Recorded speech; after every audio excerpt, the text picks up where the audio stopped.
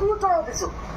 এটা গোচৰৰ পৰা নাম প্ৰত্যাহাৰ কৰোৱাৰ নামত ধন সংগ্ৰহৰ অভিযোগ অসম আৰক্ষী সঞ্চালক প্ৰধানলৈ লিখিত অভিযোগ প্ৰকৃত ঘটনা কি জানিবলৈ চাওক ভিজন প্ৰাগ ইনভেষ্টিগেশ্যন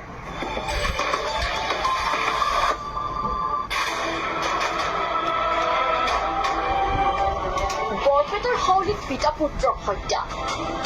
ক্ৰমত ৰহস্যৰ মাজেৰে গতি কৰিছে ঘটনাই আৰক্ষীৰ বিৰুদ্ধে ডিজিপিক বিস্ফোৰণ অভিযোগ ঘটনাটো চলিত বৰ্ষৰ ২৬ ফেব্ৰুৱাৰী নিশাৰ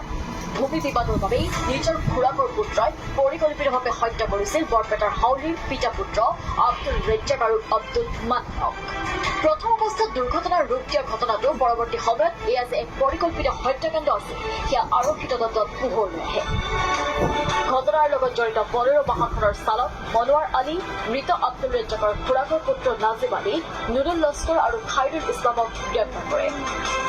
হাউলি আৰক্ষীয়ে এই হত্যাকাণ্ড সন্দৰ্ভত ২৮/২০২৫ নম্বৰত এক গোচৰ পঞ্জীয়ন কৰি ধৃত আটাইকেইজনকে ন্যায়িক জিম্মালৈ প্ৰেৰণ কৰে ইমানলৈকে সকলো ঠিকেই আছিল কিন্তু ২৪ মাৰ্চত অসম আৰক্ষীৰ সঞ্চালক প্ৰধানলৈ প্ৰেৰণ কৰা এইখন পত্ৰই গভীৰ ৰহস্যৰ সৃষ্টি কৰিছে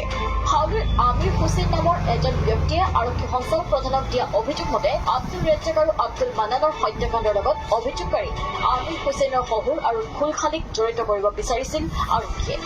যদি উক্ত গোচৰৰ পৰা অভিযোগকাৰী আমিৰ হুছেইনৰ শহুৰ আৰু খুলখালীকৰ নাম আঁতৰাবৰ বাবে আৰক্ষীয়ে ৫ লাখ টকা দাবী কৰা বুলি অভিযোগ কৰে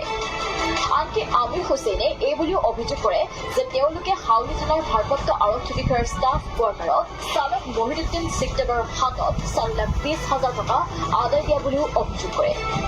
অভিযোগৰ লগত আমিৰ হুছেইনে এইদৰে টকাৰ বান্দিলৰ এখন ফটো সংলগ্ন কৰি দিয়ে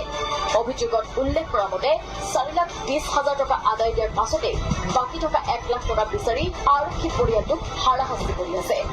এই অভিযোগৰ পাছতে এতিয়া বিষয়টোক লৈ হাউলিত প্ৰতিক্ৰিয়াৰ সৃষ্টি হৈছে পিছে অভিযোগৰ সত্যতা পোহৰলৈ আহিব তদন্তৰ পাছতহে ৰিপৰ্ট